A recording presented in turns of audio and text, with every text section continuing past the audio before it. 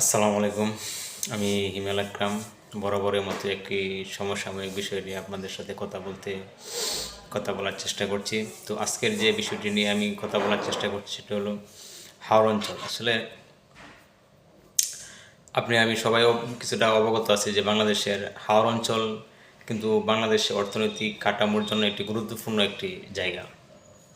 বাংলাদেশের মোট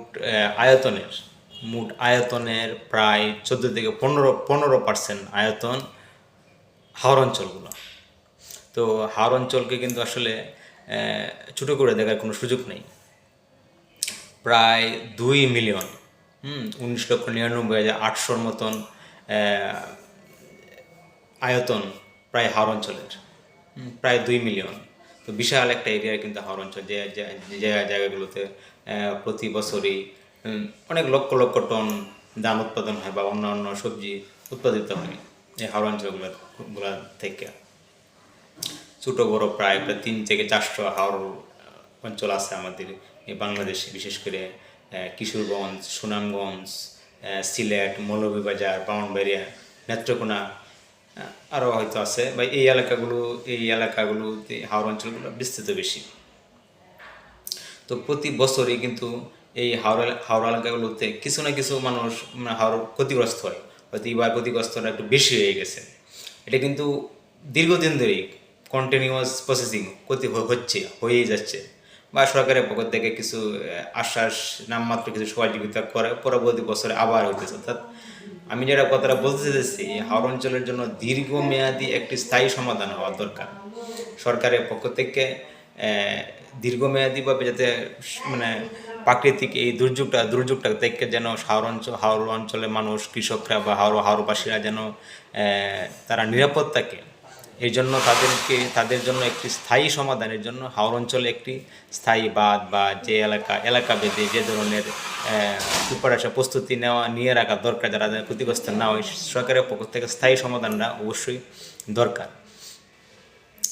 একটা বিষয়, এই যে গতকালকে দেখলাম অনেক হাওড় এলাকাগুলো থেকে মানুষে যে ধানগুলো আছে, যতটুকু ধান কাটার মতন তাদের অবস্থান আছে, ফসলটা ঘরে উড়ানোর মতন পরিস্থিতি আছে, এটুকু তারা উড়াইতে পারতেছে না। শুধু খালি পর্যাপ্ত পরিমাণে লোক বলার কারণে লোক পাচ্ছে না, শ্রমিক পাচ্ছে না তারা ধানগুলো কাটার জন্য। অথচ প্রত্যেকটি এলাকাগুলোতে বিভিন্ন রাজনৈতিক, বিভিন্ন সংগঠনে, বিভিন্ন ধরনের সাংগঠনিক লোকের কমিটি কিন্তু অভাব নাই। অমুক দল, অমুক নেতা, অমুক লীগ, তমুক লীগ, অর্থাৎ সব দলেরই কিন্তু কমিটি আছে। তো খালি দলগুলা, আমি মনে করি দলগুলা শুধু খালি যে নির্বাচনের সময় বা বিভিন্ন এই নির্বাচনের সময় বা বিভিন্ন এই সেমিনারে শুধু খালি তাদের জন্য সারা সক্রিয় অবস্থান থাকবে, আর অসহায় মানুষের জন্য বা বিপদের সময় বা কোনো প্রাকৃতিক দুর্যোগের সময় তাদের সক্রিয় অবস্থান না থাকাটা আসলে খুবই হতাশাজনক। আমি মনে করি প্রত্যেকটা দলেরই দলীয় কমিটিদের উচিত, তারা যারা অসহায় মানুষগুলো আছে হাওড়া অঞ্চলের মধ্যে, তারা পশুগুলো উড়াইতে পারতেছে না লোক বলের কারণে, তাদেরকে পর্যাপ্ত পরিমাণে সহযোগিতা করা। এটা দেশের অর্থনৈতিকের জন্য খুবই গুরুত্বপূর্ণ একটা বিষয় বয়ে আনবে বলে আমি মনে করি।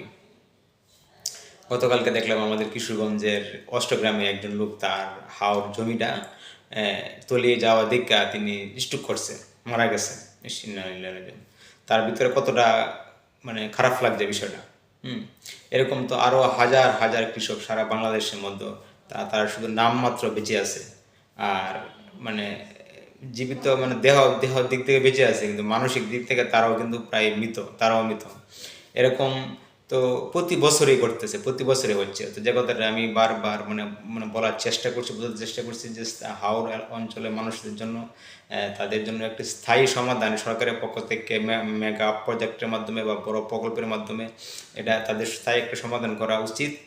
আর ওই এলাকার যে হাওর এলাকার আশেপাশে যতগুলো দলীয় বা রাজনৈতিক বা বিভিন্ন স্বেচ্ছাসেবী যত সংগঠন আছে, যারা তাদের শ্রমিকের অভাবে বা লোকবলের কারণে তাদের ফসলের জমিটা তাদের কাছে গড়ে নিয়ে আসতে পারতেছে না, প্রত্যেক দলেরই, সরকার দলের বা বিরোধী দলের, সব দলেরই উচিত তাদেরকে সহযোগিতা করে তাদের জমিটা যতটুকু আছে, যতটুকু ফসল আনার মতো সুযোগ আছে, এটা আনার জন্য তাদেরকে সহযোগিতা করা। যাই হোক, এটাই আমি বলতে চেষ্টা করছি সরকারের পক্ষ থেকে হাওড়বাসীর জন্য স্থায়ী একটা সমাধান করা। আর যারা হাওড়া অঞ্চলের মানুষ বর্তমানে বিপদের মধ্যে আছে তাদেরকে বিভিন্নভাবে এই বিভিন্ন নেতাকর্মীরা বা সাংগঠনিকভাবে এদেরকে একটু সহযোগিতা করা, তাদের বর্তমান যে ফসলটা আছে যতটুকু আনা সম্ভব তারা যেন আনতে পারে, যাতে লোক বলের কারণে যেন তাদের জমিটা ফসল যেন নষ্ট না হয়। যাই হোক, আসসালামু আলাইকুম।